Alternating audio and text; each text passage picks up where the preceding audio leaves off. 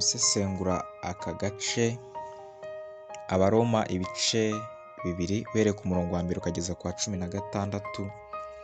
Ese aka gace kavuga iki mu kuri kw'ijambo ry'Imana? Iyo umuntu asomye yihuta kenshi abantu bakuramo ubusobanuro butari bwo, aho usanga ibyo bavuga bidahura rwose n'umugambi w'Imana uri muri Kristo Yesu. Ariko se aka gace ubundi ugasomye gashatse kuvuga iki? Gashatse kuvuga iki gihura n'umugambi w'Imana tubonera muri Kristo Yesu? Aka gace nk'uko twabibonye ni agace gaherereye mu gice cya 2 cy'uru rwandiko, kuko twabonye ko igice cya 2 cy'uru rwandiko gihera ku gice cya 1 umurongo wa 18 kigasoreza ku gice cya 3 umurongo wa 20, aho Pawulo aba yerekana ko ubutumwa bwiza bwari bukenewe ku bazi amategeko ndetse n'ubutumwa bwiza bwari bukenewe ku batazi amategeko y'Imana, aribo banyamahanga bitwaga abanyamahanga.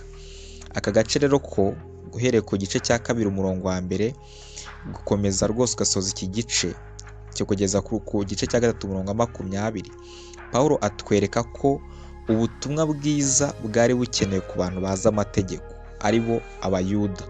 Aho akomeza avuga umuyuda yerekana imihango ya kiyuda, ashaka kubereka ko ubutumwa bwiza bwari bukenewe. Kadufate aka gace rero tugasesengureho gato ku gice cya 2 guhera ku murongo wa 1 kugera ku murongo wa 16.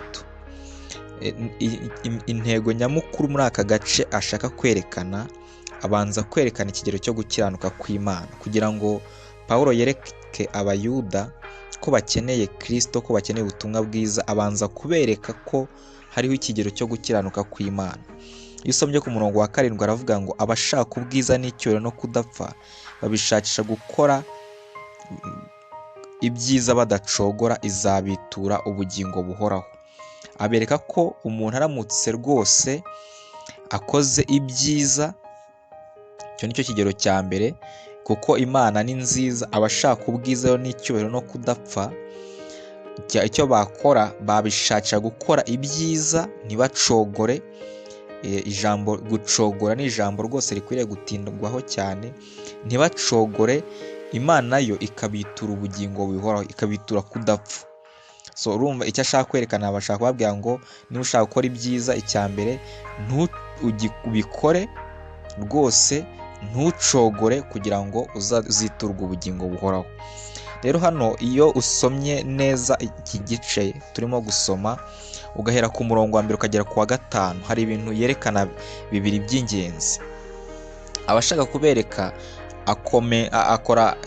akora ikiganiro hano gishaka kubereka, ni ukuvuga ngo yandika bishingiye ku byo baba batekereza, bibereka ko ibyitwazo byabo byo kutihana.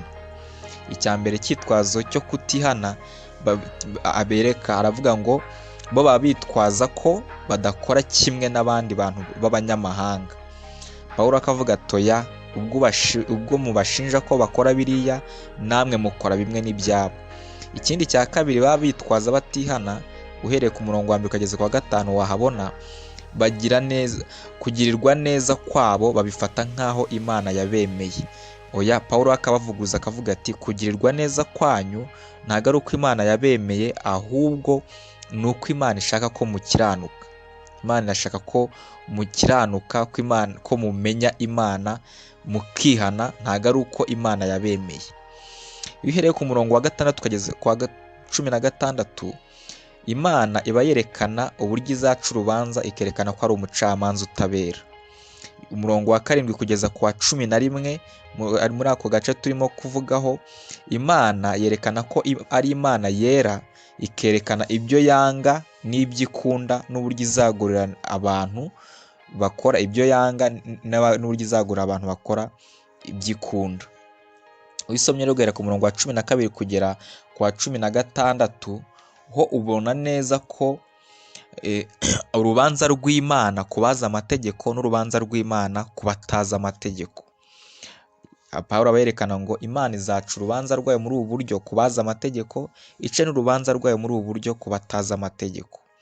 Ikintu rero hano wabona rwose wakwanzura, wavuga uti umaze gusoma iki gice neza cyose, aka gace turimo kuvugaho, wahita uvuga ngo aba bayuda bari bazi amategeko, bari bakeneye umukiza, bakeneye ubutumwa bwiza nk'uko n'abandi banyamahanga nabo bakeneye ubutumwa bwiza.